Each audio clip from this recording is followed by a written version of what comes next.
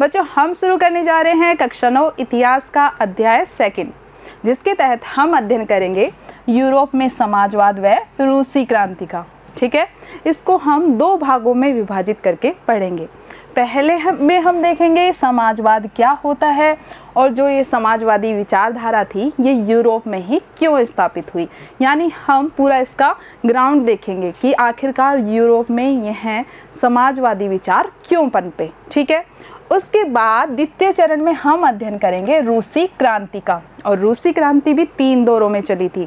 1905 की रूसी क्रांति, फिर फरवरी 1917 की रूसी क्रांति और फिर अक्टूबर 1917 की रूसी क्रांति। बहुत ही रुचिकर है हमारा ये अध्याय और बहुत ही हमें इंटरेस्ट आएगा इस चैप्टर में। तो आज हम शुरू करने जा रहे हैं पार्ट 1, जिसमें हम पढ़ने वाले हैं सामाजिक परिवर्तनों का युग, यानी हम ये समझेंगे कि समाज में उस वक्त क्या स्थितियाँ थी, 19वीं सदी के दौरान समाज कैसा था, कौन कौन सी विचारधारा थी, जिनमें से एक विचारधारा के रूप में समाजवाद का उदय हुआ। यानी हम इस पार्ट के तहत जो पृष्ठभूमि थी यूरोप की उस वक्त की 19वीं शताब्दी की, उस पृष्ठभूमि को समझने की कोशिश करेंगे। तो चलिए शुरू करते हैं। सबसे पहले हमें जोड़ना है हमारे प्रथम अध्याय को इस अध्याय के साथ, यानी फ्रांसीसी क्रांति को हमें एक बार से क्या करना है, उसको याद कर लेना है। क्या पढ़ा था हमने फ्रांस की क्रांति में कि फ्रांस की क्रांति होती है और ये पूरे इतिहास के लिए मील का पत्थर साबित होती है, क्योंकि इसके द्वारा समानता, स्वतंत्रता और लोकतांत्रिक अधिकारों के विचार पनपते हैं। ठीक है, पूरे वैश्विक समुदाय में इन विचारों को अपनाने की कोशिश की जाती है।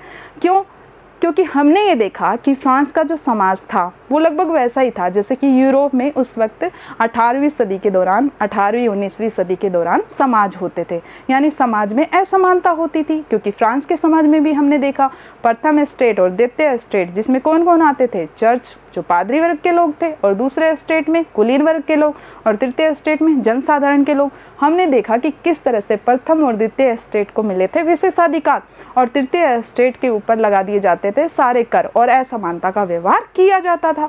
लेकिन फ्रांस के जो ये तृतीय वर्ग के लोग होते हैं, जनसाधारण के लोग होते हैं, ये संगठित होते हैं और अपने समाज में क्या कर लेते हैं, परिवर्तन कर लेते हैं और ऐसी सामाजिक व्यवस्था की स्थापना करते हैं जिसमें समाज में क्या होती है, समानता की स्थापना होती है। तो कहीं ना कहीं ये जो विचार थे, है ना, जो ये घोषणा पत्र जारी हुआ था उनका 1791 के संविधान के द्वारा फ्रांस में जो मौलिक अधिकारों का घोषणा पत्र जारी हुआ था, इससे पूरे विश्व में क्या संदेश गया, पूरे विश्व में कौन सी विचारधारा पनपी, समानता की, स्वतंत्रता की, लोकतांत्रिक मूल्यों की विचारधारा पनपी, जिसमें अपने बहुत सारे विचारक थे जो इन विचारों से प्रेरित हुए। जैसे भारत के राजा राम मोहन राय थे, इसके अलावा डेरोजियो थे जो कि महत्वपूर्ण समाज सुधारक माने जाते हैं। ये फ्रांस की क्रांति से कहीं ना कहीं प्रभावित हुए। अब अपन जोड़ रहे हैं फ्रांस की क्रांति को रूस की क्रांति के साथ। ठीक है, अब इसको जोड़ेंगे कैसे कि फ्रांस की क्रांति ने लोगों को आज़ादी का मजा चखाया, सबसे पहले आज़ादी का स्वाद चखाया। अब इससे पहले तक तो लोगों को आज़ादी का इतना आभास नहीं था, क्योंकि निरंकुश राजतंत्र थे, लोगों को नियंत्रण में रहकर काम करने की आदत थी। लेकिन फ्रांसीसी क्रांति के माध्यम से ये संदेश गया कि निरंकुश राजतंत्रों का भी अंत हो सकता है। व्यक्ति आज़ाद जन्मता है, स्वतंत्र होता है, आजीवन स्वतंत्र रहता है, तो उसके ऊपर इस तरह के अंकुश नहीं लगाए जाने चाहिए। और जनता संगठित हुई और इस तरह से ये विचार पनपे कि समाज की जो ये दोषपूर्ण व्यवस्था है इसमें परिवर्तन किया जा सकता है, यानी जो ये समाज है इसमें अब परिवर्तन किया जा सकता है। और लोगों में क्या हुआ, यूरोप के लोग थे, आसपास के जो एशिया के लोग थे, ये सब लोग इस चीज़ के लिए सोचने को तैयार हुए। मतलब उनकी मनोस्थिति ने इतना परिवर्तन कर दिया फ्रांस की क्रांति ने कि ये लोग अब सामाजिक परिवर्तन की बात करने लग गए कि समाज में परिवर्तन होना चाहिए, समानता आनी चाहिए, स्वतंत्रता होनी चाहिए, लोकतंत्र की स्थापना होनी चाहिए, ये जो राजशाही शासन है इसका खात्मा होना चाहिए।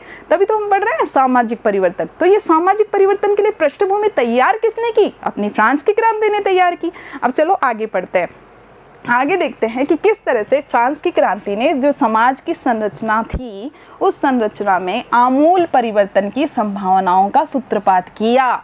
लोगों के मन में ये विश्वास पैदा किया कि समाज की दोषपूर्ण जो संरचना है ये बदली जा सकती है। यूरोप और एशिया सहित दुनिया के अन्य भागों में व्यक्ति व्यक्तिगत अधिकारों के स्वरूप और सामाजिक सत्ता पर किसका नियंत्रण हो, इस पर चर्चा होने लग गई। यानी लोग अब किस पर चर्चा करने लग गए? अधिकारों की बातों पर, है ना, आज़ादी की बातों पर। क्या कि व्यक्तिगत अधिकार क्या होने चाहिए, जो ये सामाजिक सत्ता है या सार्वजनिक सत्ता है, इस पर किसका नियंत्रण होना चाहिए। तो ऐसी बातों पर आम चर्चाएं करने लग गए। यूरोप के सभी लोग सामाजिक परिवर्तन के संबंध में एक जैसे विचार नहीं रखते थे। अब वो बात है ना, अपने एक श्लोक है जैसे मुंडे मुंडे मरते भी ना, कि हर एक व्यक्ति के अलग अलग विचार होते हैं, जरूरी नहीं कि सबके विचार समान हो। तो सब इस चीज़ पे तो सहमत हैं कि समाज में परिवर्तन होना चाहिए, क्योंकि समाज की व्यवस्था दोषपूर्ण है। भाई अलग अलग नाम थे, जैसे कि फ्रांस के समाज में प्रथम द्वितीय तृतीय स्टेट थे, ऐसे हर एक समाज 2 या 3 भागों में बटा हुआ था। आज का भारत का समाज देख लो, वही संपन्न वर्ग के लोग, मध्यम वर्ग के लोग, निम्न वर्ग के लोग। तो ये मानते थे कि समाज में ये जो असमानता है दूर तो होनी चाहिए, सब इस पर विचार करते थे। लेकिन सबका जो सोचने का तरीका था वो अलग था। जैसे कई लोग चाहते थे कि बहुत जल्दी परिवर्तन होना चाहिए, एकदम में ही राजा का जो शासन है, राजशाही है, उसको उखाड़ के फेंक देना चाहिए और रातों रात परिवर्तन हो जाना चाहिए। तो ऐसे लोग कहलाए रेडिकल, यानी क्रांतिकारी, ठीक है, जो कि समाज में यकायक परिवर्तन की बात कहें। दूसरे ऐसे लोग थे जो समाज में धीरे धीरे क्रमिक परिवर्तन चाहते थे, है ना, और इतना ही परिवर्तन चाहते थे कि ज़्यादा व्यवस्थाएं ज़्यादा परिवर्तित ना हो। तो इनको कहा गया रूढ़िवादी लोग, ठीक है। और एक थे उदारवादी। तो ये देखो, लोग परिवर्तन तो चाहते थे, लेकिन बदलाव कैसे हो, बदलाव कैसा हो, कैसे हो और कैसा हो, यानी कैसा परिणाम की बात कर रहा है और कैसे हो किसकी बात कर रहा है, प्रक्रिया की। तो इसके संबंध में लोग बटे हुए थे। कुछ लोग तो रूढ़िवादी था, जो रूढ़िवादी से संबंधित थे कि धीरे धीरे परिवर्तन हो। कुछ लोग उदारवादी विचारकों से संबंधित थे, उदारवादी विचार रखते थे। कुछ लोग थे जो आमूल परिवर्तन यानी बहुत तुरंत परिवर्तन की बात कहते थे। तो इन विचारधाराओं में लोग बटे हुए थे। अब ये विचारधारा क्या होती है ना, इन सब के पीछे भी आप देख रहे हो वादी, वादी, वाद, है ना। जैसे गांधीवाद, क्या होता है गांधीवाद? गांधी के जो विचार होते हैं, है ना, उन्हें गांधीवाद कहते हैं, और जो गांधी के विचारों को मानता है उसे गांधीवादी कहते हैं। तो वाद एक विचारधारा होती है, किसी भी चीज़ के बारे में, किसी भी समस्या के बारे में हम जो विचार रखते हैं उन्हें वाद कहा जाता है। ये एक संप्रदाय होता है विचार, ठीक है। तो इसी तरह से उदारवादियों के हम देखेंगे कि उन्होंने किन किन बातों में विश्वास किया, क्या क्या थे उनके नियम। तो जो लोग इनकी बातों पर विश्वास करते थे, इनको फॉलो करते थे, वो उदारवादी कहलाए। जो लोग रेडिकल संप्रदाय के सिद्धांतों में विश्वास करते थे वो क्या कहलाए, रेडिकलवादी कहलाए। और ये जो रूढ़िवादी थे, ये किस में विश्वास करते थे, ये जो भी इनके सिद्धांत थे इनमें जो लोग विश्वास दिखाते थे, ये अधिकतर कुलीन वर्ग के लोग ही होते थे। तो ये क्या कहलाए, रूढ़िवादी कहलाए। तो आ रहा है ना समझ में, क्या समझ में आया? एक बार और रिवाइज करते हैं अपन कि जो समाज था चला आ रहा था। तो फ्रांस की क्रांति हुई 18वीं सदी में, 1789 फ्रांस की क्रांति हुई। फ्रांस की क्रांति के बाद पूरे विश्व में ये संदेश गया कि समाज में परिवर्तन लाया जा सकता है। देखो फ्रांस में हो गया, तो हमारे समाज में भी परिवर्तन लाया जा सकता है। अब लोग चर्चा करने लग गए सार्वजनिक रूप से कि परिवर्तन होना चाहिए, राजा की सत्ता पर नियंत्रण होना चाहिए, समानता का अधिकार होना चाहिए, स्वतंत्रता का अधिकार होना चाहिए। तो लोग सोचने लगे। अब सोचते सोचते अलग अलग विचारधाराएं बन गई, अलग अलग ग्रुप बन गए। उदारवादी विचारधारा के लोग अलग हो गए, रेडिकल विचारधारा के लोग अलग हो गए, और एक रूढ़िवादी विचारधारा के लोग अलग हो गए। और आगे चल के हम देखेंगे एक और विचारधारा आती है, समाजवादी विचारधारा। और ये समाजवादी विचारधारा यूरोप में इतनी अच्छे से पनप जाती है कि बाद में आगे चल के रूसी क्रांति का कारण बनती है। तो ये चैप्टर है, तो ये एक तरह से पृष्ठभूमि है, ठीक है। अब आगे देखो, अब हम हर एक के बारे में पढ़ेंगे अलग अलग। उदारवादी क्या कहते थे, रूढ़िवादी क्या कहते थे, रेडिकल क्या कहते थे।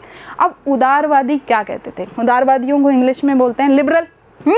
तो उदारवादी एक ऐसा राष्ट्र चाहते थे जिसमें सभी धर्मों को बराबर सम्मान हो, कि राजा धर्मों के आधार पर जनता से कोई भेदभाव नहीं करे, सभी धर्मों को बराबर पनपने का अधिकार हो, सभी धर्मों को बराबर आज़ादी दी जाए और सम्मान दिया जाए। ये ऐसे राष्ट्र की कल्पना करते थे। और ये क्या कहते थे, किसी एक धर्म को ज़्यादा महत्व नहीं दिया जाए, जैसे उस दौरान होता था। उस दौरान क्या होता था, एक धर्म को महत्व दिया जाता था। जैसे ब्रिटेन की जो सरकार थी वो चर्च ऑफ इंग्लैंड का समर्थन करती थी, और जो ऑस्ट्रिया और स्पेन की सरकारें थी वो कैथोलिक चर्च का समर्थन करती थी। तो कितने अच्छे विचार दिए उदारवादियों ने। क्या कहा कि ऐसा नहीं कि आप किसी एक को ही प्रमुखता दें, सभी धर्मों को समान अवसर दो, समान क्या दो, सम्मान दो उनको। दूसरा पॉइंट है, ये वंश आधारित जो शासक होते थे, राजा होते थे, उनकी अनियंत्रित सत्ता के विरोधी थे। सबसे पहले तो ये कहते थे कि ये भी कोई बात हुई, आज राजा शासन कर रहा है, कल को उसका बेटा करेगा, फिर उसका पोता करेगा, फिर अगली पीढ़ी का व्यक्ति शासन करेगा। एक ही परिवार शासन किए जा रहा है, एक ही राजवंश शासन किए जा रहा है, कि ये कहाँ का न्याय है। भाई सभी को अवसर दो राजा बनने के, जो योग्य है उसको अवसर दो राजा बनने के। तो सबसे पहले तो ये बात कहते हैं। दूसरे ये कहते हैं ये क्या तरीका हुआ, राजा सारी शक्तियों का स्वामी है, तो ये निरंकुश विरंकुश सरकार नहीं होनी चाहिए। ठीक है, तो कितने अच्छे अच्छे विचार दिए किसने, उदारवादियों ने। अगला बोलते हैं कि सरकार के समक्ष व्यक्ति मात्र के अधिकारों की रक्षा के पक्षधर। उस समय ये बहुत आम बातें होती थी, क्या कि सरकार के द्वारा, राजा के द्वारा व्यक्तियों के अधिकारों का खुलेआम उल्लंघन किया जाता था। राजा खुलेआम कहता था मैं पृथ्वी पर ईश्वर का अवतार हूँ, मेरे आदेश मेरे विचार ही कानून है। तो ये कहते हैं कि भाई कोई ऐसी व्यवस्था बनाई जाए जो सरकार व्यक्ति के अधिकारों का हनन नहीं कर सके।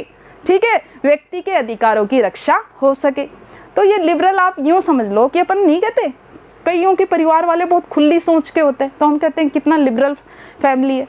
तो ये उसी तरह की खुली सोच के लोग थे और इन्होंने काफ़ी अच्छे अच्छे विचार दिए समाज के बारे में।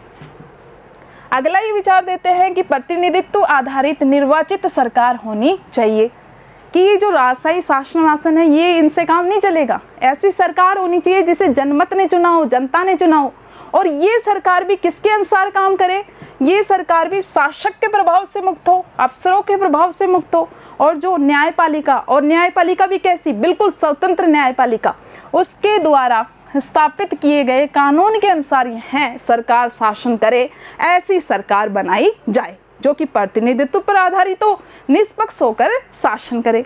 अगला क्या कहते हैं, ये कहते हैं कि मतदान के आधार पर सरकार का चुनाव किया जाए। लेकिन यही बात तो लोकतंत्र कहता है कि सभी व्यक्ति मिलकर के सरकार चुनेंगे, लेकिन यहाँ एक अंतर है उदारवादियों में और लोकतंत्रवादियों में। उदारवादी लोकतंत्रवादी नहीं थे। क्यों नहीं थे भाई? क्योंकि ये सार्वभौमिक वयस्क मताधिकार का समर्थन नहीं करते थे। क्या होता है सार्वभौमिक वयस्क मताधिकार? जैसे अपन भारत के संदर्भ में देखें तो 18 वर्ष के सभी नागरिक, एक आयु हमने न्यूनतम तय कर रखी है 18 साल, अलग अलग देश में अलग अलग हो सकती है, किसी में 21 हो सकती है। तो 18 साल के सभी व्यक्तियों को बिना धर्म, जाति, भाषा, लिंग के भेदभाव के आधार पर सभी को मतदान करने का समान अधिकार मिलेगा। ये हो गया जी सार्वभौमिक वयस्क मताधिकार। लेकिन ये क्या कहते हैं उदारवादी, क्या कहते हैं, नहीं नहीं नहीं नहीं, सार्वभौमिक वयस्क मताधिकार नहीं मिलना चाहिए। तो किसे मिलना चाहिए? सिर्फ पुरुषों को मिलना चाहिए, और वो भी कैसे हो, संपत्तिधारी हो। वही आ गई ना फ्रांस वाली बात कि संपत्तिधारी पुरुषों को अधिकार मिलना चाहिए। तो इस मामले में ये थोड़े इतनी खुली सोच नहीं रख पाए कि महिलाओं को भी अधिकार दें और संपत्तिहीन पुरुषों को भी अधिकार दें। और तो सारे विचार इनके अच्छे अच्छे, सुनने में ही अच्छे लग रहे हैं। चलो अब अगला देखते हैं अपन, रेडिकल, आमूल परिवर्तनवादी, जो कि बहुत तेजी से समाज में परिवर्तन करना चाहते हैं। अब देखते हैं इनके क्या विचार हैं। इस समूह के लोग ऐसी सरकार के पक्ष में थे जो कि देश की आबादी के बहुमत के समर्थन पर आधारित हो। आबादी का बहुमत समझ गए? ये सभी को मताधिकार दिए जाने के पक्ष में है, क्योंकि पूरी आबादी एक न्यूनतम कोई भी योग्यता आयु वगैरह की तय कर दो, और जो सरकार चुनी जाएगी बहुमत के आधार पे वो ही करेगी शासन। ठीक है, ये महिला मताधिकार आंदोलन के भी समर्थक हैं। ये मेरे को इनकी सबसे अच्छी बात लगी। मतलब ये और भी अच्छी सोच रख रहे हैं उदारवादियों से कि ये सभी को मताधिकार दिए जाने के पक्ष में है। महिला मताधिकार आंदोलन का भी समर्थन करते हैं। तीसरी, ये बड़े जमींदार और जो संपन्न उद्योगपति हैं उनको जो विशेष अधिकार प्राप्त थे समाज में, उनका विरोध करते हैं। अजी ऐसा क्यों है? जब सभी मनुष्य समान हैं तो आप जो संपत्तिशाली वर्ग है, जमींदार वर्ग है, शासक वर्ग है, क्यों दे रहे हो आप उनको विशेष अधिकार? तो जो ये रेडिकल हैं ये करते हैं इस चीज़ का विरोध कि किसी को विशेष अधिकार नहीं प्राप्त होने चाहिए। ठीक है, ये निजी संपत्ति का जो प्राइवेट प्रॉपर्टी थी उसका विरोध तो नहीं करते, निजी संपत्ति भी होनी चाहिए, रखी जानी चाहिए, पर क्या कहते हैं कि कुछ ही लोगों में संपत्ति नहीं इकट्ठी हो जाए। समझ रहे हो इसको? आय की असमानता कि गरीब तो बेचारे गरीब होते जा रहे हैं, अमीर अमीर ही अमीर होते जा रहे हैं। प्राइवेट प्रॉपर्टी है तो सही, निजी संपत्ति है तो सही, लेकिन कुछ गिने चुने लोग हैं बस 1% 2%, उन्हीं के पास पूरे देश की सारी संपत्ति है। तो ऐसा नहीं होना चाहिए, निजी संपत्ति हो लेकिन उसका बराबर से वितरण हो। ये क्या कहते हैं? रेडिकल, आमूल परिवर्तनवादी। तो कुछ लोग उदारवादियों के विचारों को अनुसरण करते थे, उनको फॉलो करते थे, और कुछ लोग रेडिकल के विचारों का पालन करते थे। अब अगला देखो, रूढ़िवादी। नाम से ही लग रहा है जो परिवर्तन के विरोधी हों, जो परिवर्तन चाहे ही नहीं, है ना? तो इसमें वही आएंगे। किनको नहीं चाहिए था परिवर्तन? साधन संपन्न वर्ग को, शासक वर्ग को। राजा क्यों चाहेगा परिवर्तन आए? राजा क्यों चाहेगा कि मेरी जो सत्ता है, मेरी जो राजशाही है वो सीमित हो, मेरी सरकार पे, मेरी सत्ता पे अंकुश लगे? राजा तो बिल्कुल नहीं चाहेगा कि मताधिकार मिले लोगों को और लोग मेरी सत्ता पर अंकुश रखें। तो ये लोग करते हैं परिवर्तन का विरोध। तो ये लोग उदारवादी और रेडिकल दोनों का विरोध करते हैं। कौन? रूढ़िवादी। लेकिन जैसे ही फ्रांस की क्रांति हुई और 18वीं सदी तक का जो समाज था उसमें परिवर्तन होने लग गया फ्रांस की क्रांति के बाद, तो अब ये भी मजबूर हो गए कि भाई परिवर्तन तो होके रहेगा। जब पड़ोस में परिवर्तन हो रहा है तो परिवर्तन तो यहाँ भी आएगा, तो बिल्कुल तो मना कर नहीं सकते। तो ये कहते हैं परिवर्तन होना चाहिए, लेकिन धीरे धीरे होना चाहिए, बहुत स्लो होना चाहिए। लेकिन अतीत की परंपराओं का भी ध्यान रखना चाहिए कि ऐसे नहीं तो हमारी सत्ता ही उखाड़ के फेंक दो, हमारी इज्जत, हमारा सम्मान होना चाहिए। इतिहास जो रहा है राजाओं का तो उसका सम्मान होना चाहिए। यानी ये अतीत के सम्मान की बात करते हैं और बोलते हैं बदलाव की प्रक्रिया धीमी होनी चाहिए। तो अपन ने तीनों विचारधाराओं के बारे में जानकारी प्राप्त की कि उस समय का जो 19वीं 20वीं सदी के 19वीं सदी में जो समाज था वो इस तरह का था, इस तरह के विचार उस वक्त चल रहे थे। अब चलो, और ये तो अभी अपन ने विचारधारा देखी, यानी लोगों के मस्तिष्क में क्या चल रहा था। अब अपन देखते हैं कि उस समय का जो यूरोप का समाज था वो कैसा था, उद्योग की स्थिति कैसी थी, है ना? क्या क्या उस वक्त समाज में समस्याएं आ रही थी, क्यों पढ़ रहे हैं ये सब कुछ? भाई जब हम समस्याएं देखेंगे, जैसे हमने फ्रांस में देखा क्रांति हुई, तो क्रांति के कारण जाने ना कि भाई क्यों हुई। बिना कारण के तो कोई घटना हो नहीं गई कि भाई अचानक से सोए हुए हैं, सुबह देखा क्रांति हो गई, या हमने देखा कि अब आराम से बैठे हुए हैं, सुबह देखा समाजवाद आ गया। तो समाजवाद कोई आदमी तो नहीं है जो आ गया। जब हम समाजवाद पढ़ रहे हैं तो उससे पहले हमें पूरा क्लियर करना पड़ेगा पृष्ठभूमि कि कैसे उस वक्त विचार चल रहे थे, समाज कैसा था, समाज में समस्याएं क्या क्या आ रही थी। तभी तो एक नई विचारधारा आई समाजवाद, और फिर उस समाजवाद ने यूरोप पे ही पकड़ क्यों बनाई, और फिर यूरोप पे पकड़ बना के ऐसे क्या कारण रहे कि रूसी क्रांति का कारण बनी हो। तो इन चीज़ों को हमें क्लियर करना है, तभी तो पिक्चर क्लियर होगी ना। तो ये देखो उस वक्त का समाज। तो 19वीं शताब्दी के दौरान समाज में सामाजिक और आर्थिक बदलावों का दौर चल रहा था, परिवर्तन हो रहे थे। कैसे थे परिवर्तन, क्यों हो रहे थे? क्योंकि उस समय तक औद्योगिक क्रांति हो चुकी थी, और हमें पता है औद्योगिक क्रांति इंग्लैंड में हुई थी। क्या होती है औद्योगिक क्रांति? अरे भाई जब तकनीकी परिवर्तन हो, नई नई तकनीकी का आविष्कार हो, कुटीर लघु उद्योगों के स्थान पे बड़ी बड़ी फैक्ट्रियों की स्थापना हो, बड़े पैमाने पर उत्पादन होने लग जाए, नगरों का विकास हो, सामाजिक आर्थिक क्षेत्र में परिवर्तन हो, उसे ही कहते हैं अपन औद्योगिक क्रांति, है ना? जो भी तकनीकी सामाजिक आर्थिक बदलाव आते हैं। तो यही बता रखा है कि उस वक्त क्या हो रहा था, औद्योगिक क्रांति के फलस्वरूप सामाजिक और आर्थिक बदलावों का दौर चल रहा था। ये आप देख लो, ये फैक्ट्रियां स्थापित हो गई थी इस तरह का, और लोग बाग काम करने के लिए इन फैक्ट्रियों में शहरों में आ रहे थे, तो नगरीकरण भी हो रहा था। तो ये देखो नए शहर और औद्योगिक क्षेत्र विकसित हो रहे थे। इसी के साथ साथ रेलवे का भी विकास हो रहा था। रेलवे के विकास के माध्यम से उद्योग और ज़्यादा विकसित हो रहे थे, क्योंकि रेलवे से कच्चा माल ले जाना, फिर तैयार माल लाकर मार्केट में बेचना, सब आसान हो रहा था। लेकिन ये तो थे इसके फ़ायदे कि भाई सामाजिक आर्थिक बदलाव हो रहा है, लेकिन इसके कई नुकसान भी आए औद्योगिक क्रांति के, कि औद्योगिक क्रांति के कारण सभी लोग काम कर रहे थे, चाहे वो कौन हो, महिला हो, पुरुष हो, बच्चे हो। अब आप बोलोगे मैडम ये बाल मजदूरी कैसे हो सकती है? तो उस वक्त ऐसी स्थिति थी कि बच्चे भी काम कर रहे थे। कहाँ पर? उद्योगों में, है ना? बढ़ी हुई मांग की पूर्ति करने के लिए उद्योगों में ज़रूरत होती थी मजदूरों की, तो ये सब लोग मजदूरी कर रहे थे। अब देखो, अब समस्या यहाँ पे क्रिएट हुई, समस्या यहाँ उत्पन्न होनी शुरू हुई, और फिर आया जी अपना समाजवाद का विचार, क्योंकि लोगों ने सोचना शुरू किया कि कैसे करें समस्याओं का निदान। तो समस्याएं ये थी कि उद्योग चल रहे हैं, ठीक है, अच्छी बात है, उद्योग चल रहे हैं, औद्योगिकरण हुआ है, लेकिन लोगों के काम के घंटे बहुत ज़्यादा थे, 12-12, 13-13, 14-14 घंटे काम करवाए जा रहे हैं। आज की तरह नहीं था कि 8 घंटे निश्चित है, तो काम के घंटे बहुत ज़्यादा थे, मजदूरी बहुत कम थी। आप और तो छोड़ो, महिला पुरुष की मजदूरी में इतना अंतर था। इसी के साथ साथ बेरोजगारी की समस्या भी थी। अब भाई ये क्या चीज़ आ गई मैडम, अभी तो आप बोल रही हो कि महिला पुरुष बच्चे सभी काम कर रहे हैं, और अभी अचानक से आ गई बेरोजगारी। तो बेरोजगारी कहाँ से आ गई? बेरोजगारी इसलिए आ गई कि उद्योगों में जब तक उनकी वस्तुओं की मांग होती रहती थी तब तक उत्पादन चलता रहता था, आराम से लोगों को रोजगार मिलता रहता था, और जैसे ही जी मांग हुई कम, मजदूरों की छटनी कर देते थे कि अब उत्पादन ही कम करना है तो तुम फैक्ट्री में रहकर क्या करोगे, हमारी लागत ही बढ़ाओगे। नहीं आई बात समझ में? जैसे कपड़ों की मांग चल रही है, कपड़ों की फैक्ट्री में बहुत मजदूर नहीं भर्ती हो रही, नहीं भर्ती हो रही है, अचानक से कपड़ों की मांग पे रोक लग जाती, किसी भी कारण से लगे, तो अब इतने सारे मजदूर क्या करेंगे जब कपड़े कम उत्पादन करना है कपड़ों का, तो उन मजदूरों की छटनी कर दी जाती थी। तो कौन सी समस्या उत्पन्न हो जाती थी? बेरोजगारी की समस्या। आगे देखो, इसी के साथ ही जो मजदूर वर्ग के लोग थे वो गांव से पलायन करके शहरों में आते थे, क्योंकि अधिकतर फैक्ट्रियां शहरी जो क्षेत्र थे वहां स्थापित हुई थी। अब शहरी क्षेत्र, भाई फैक्ट्रियां तो बन गई, लेकिन ऐसे तो नहीं है ना जमीन खींच करके बड़ी कर दे शहरों की कि अब बहुत ज़्यादा काम करने वाले कर्मचारी आ गए तो इसको बढ़ा दिया जाए, मजदूर आ गए तो बढ़ा दिया जाए, तो ऐसा तो नहीं था। प्राकृतिक जो संसाधन थे वो तो सीमित ही थे। तो अब जो समस्या पैदा हो गई, आवास की समस्या पैदा हो गई और साफ सफाई की, है ना। बिल्कुल, मतलब जो छोटे छोटे कमरों में इतने लोग रह रहे हैं तो कहाँ से साफ़ सफाई होगी। तो ये कुछ आप ये देखो, अपनी पाठ्य पुस्तिका में ये चित्र दिखा रखा है कि 19वीं सदी में जो लंदन में गरीबों की ये दशा थी। तो अपन सिर्फ ये रूस के नज़रिए से ये बात नहीं कर रहे हैं, मैंने पहले क्लियर कर दिया।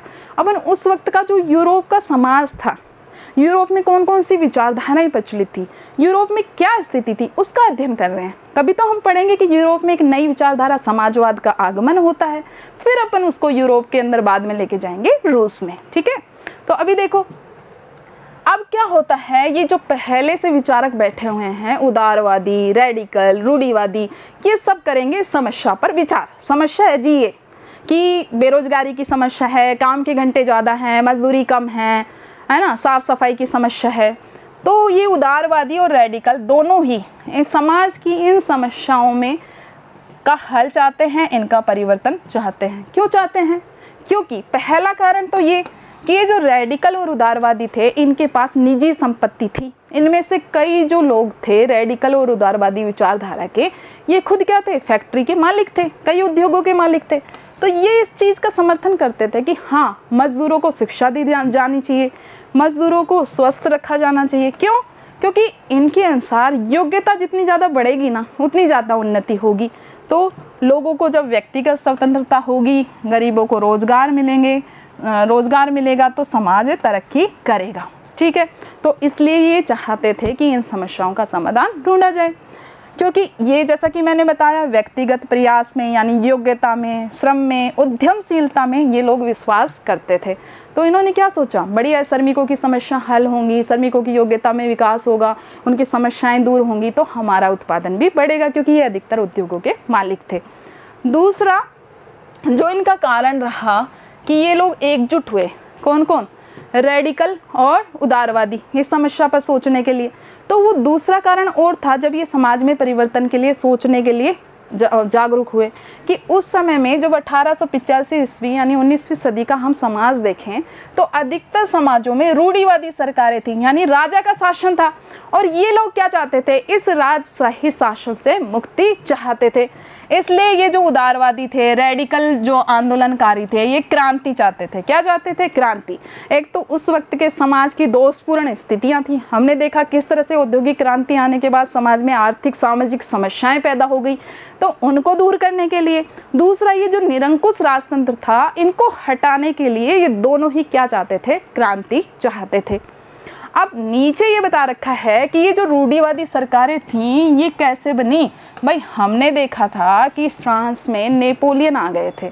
नेपोलियन ने क्या किया? आसपास के जो यूरोप के क्षेत्र थे इनको जीता, ठीक है, ऑस्ट्रिया वगैरह को, और वहाँ पर खुद के रिश्तेदारों को बिठा दिया शासन करने के लिए, राजशाही का खात्मा कर दिया था। तो अब ये दोबारा से राजा का शासन कहाँ से आ गया यूरोप में, तो वो ये बताया गया। आपको याद होगा मैंने बताया था जब नेपोलियन का अंत हो जाता है, जो मित्र राष्ट्र होते हैं ऑस्ट्रिया वगैरह, ये मिलकर के उसको हरा देते हैं वाटरलू के युद्ध में। जब नेपोलियन की हार हो जाती है तो उसके बाद क्या होता है, 1815 में वियना में एक सम्मेलन होता है, और इस सम्मेलन के तहत ये जो मित्र राष्ट्र थे जिन्होंने मिलकर नेपोलियन को हराया था, ऑस्ट्रिया, ब्रिटेन, रूस, प्रशा, ये लोग क्या करते हैं, ये लोग दोबारा से वही सरकार स्थापित कर देते हैं जो नेपोलियन ने हटाई थी, यानी राजशाही शासन की, राजतंत्र की ये क्या कर देते हैं, पुनः स्थापना कर देते हैं, उनको बहाल कर देते हैं। तो यहाँ पे उसकी बात हो रही है इनकी, कि ये जो राजतंत्र थे, निरंकुश राजतंत्र, ये इनको ख़त्म करना चाहते थे। ठीक है, ये यहाँ पे देखो, ये वियना सम्मेलन की झलकियाँ दिखा रखी है, ये इन देशों के प्रतिनिधि बैठे हैं और ये निरंकुश वापस से जो राजतंत्र था इसकी स्थापना कर रहे हैं। आगे देखो, राष्ट्रवादी जो कार्यकर्ता थे, अब भाई उदारवादी और रेडिकल ये तो चाहते ही चाहते थे कि क्रांति हो। अब ये आ गए राष्ट्रवादी। राष्ट्रवादी मैंने अभी बताया था आपको, राष्ट्रवादी कौन होते हैं, जो अपने राष्ट्र के कल्याण के बारे में सोचे, अपने राष्ट्र के प्रति समर्पित हो, अपने राष्ट्र का विकास चाहे, अपने राष्ट्र के प्रति निष्ठा रखे। तो ये जो राष्ट्रवादी थे ये भी क्रांति के जरिए समतावादी समाज और राष्ट्र का निर्माण करना चाहते थे। एक ऐसे राष्ट्र, एक ऐसे समाज का निर्माण करना चाहते थे जिसमें सभी लोग समान हो। तो ये तीनों किसके पक्षधर थे, क्रांति के पक्षधर थे। 1815 के बाद, जैसे एक एग्जाम्पल दिया गया है, 1815 के बाद इटली के राष्ट्रवादी थे जिनका नाम था मेजेनी। ठीक है, नाम आप 10th क्लास में आगे पढ़ लोगे मेजेनी के बारे में, तो वहाँ हम विस्तार से पढ़ेंगे इनके मेजेनी के बारे में। तो ये जो इटली के राष्ट्रवादी थे मेजेनी, इन्होंने भी ऐसा ही प्रयास किया था। एक क्या प्रयास किया था, इन्होंने ऐसे समतावादी राष्ट्र के निर्माण के लिए वहाँ के राजा के खिलाफ साजिश रची थी। यानी ऐसे प्रयास होने लग गए थे, लोग सोचने लग गए थे समाज में परिवर्तन होना चाहिए। लेकिन ये तो सोच रहे हैं, राष्ट्रवादी सोच रहे हैं, उदारवादी सोच रहे हैं, रेडिकलवादी सोच रहे हैं, रूढ़िवादी को तो हटा ही दो, क्योंकि वो तो क्यों चाहेंगे परिवर्तन, भाई रूढ़िवादी में तो वही राजा शासक वर्ग आते हैं, तो उनको तो हटा दो। तो ये लोग क्रांति करना चाहते हैं। लेकिन इन सब विचारधाराओं में से समाज के पुनर्गठन को लेकर के सबसे ज़्यादा दूरदृष्टि वाली जो विचारधारा आती है वो आती है समाजवाद, जिसको अपन इस वीडियो में नहीं पढ़ने वाले हैं। इसमें तो हमने देखा यूरोप में उस वक्त क्या स्थितियां चल रही थी, कौन कौन से विचार पनप रहे थे, कौन कौन सी विचारधारा थी, जिसमें हमने देखा रूढ़िवादी, रेडिकल, उदारवादी। अब आएगी हमारी विचारधारा समाजवाद। एक बात छोटा मतलब थोड़ा बता देती हूँ। समाजवादी ऐसे समाज की कल्पना करते हैं जिसमें समाज के सभी लोग बराबर हों। ठीक है, क्योंकि उस वक्त पूंजीवादी शासन व्यवस्था थी। पूंजीवादी मतलब जिसके पास संपत्ति है वो अपना खुद का प्रॉपर्टी स्थापित कर लो, खुद के उद्योग स्थापित कर लो, खुद की योग्यता के बल पे, खुद की जो भी उद्यम है उसके बल पे आगे बढ़ जाओ। जिसके पास योग्यता है वो सर्वश्रेष्ठ, वो आगे निकल जाएगा। तो वहाँ पे ये शासन था पूंजीवादी में। अब ये समाजवादी बात करते हैं कि सभी साथ में आगे बढ़ेंगे। कितने अच्छे विचार लग रहे हैं ना, सभी साथ साथ विकास करेंगे, सभी का साथ में कल्याण होगा। जितने भी संसाधन हैं, प्राकृतिक मानवीय संसाधन, सब मिल बांट के यूज करेंगे, जितने भी रिसोर्स है सब मिल बांट के उनका उपयोग करेंगे समाज के हित में, और पूरा समाज साथ विकास करेगा। ये कहता है जी हमारा समाजवाद। अगला जो वीडियो आएगा उसमें हम इसी को ही डिस्कस करेंगे। समाजवाद होता है क्या है, ये यूरोप में ही क्यों आया, ऐसे इसने मतलब कौन कौन सी समस्याओं का समाधान किया जो यूरोप के लोगों ने समाजवादी विचारधारा को अपना लिया। तो वो हम आगे के वीडियो में कंटिन्यू करेंगे। धन्यवाद।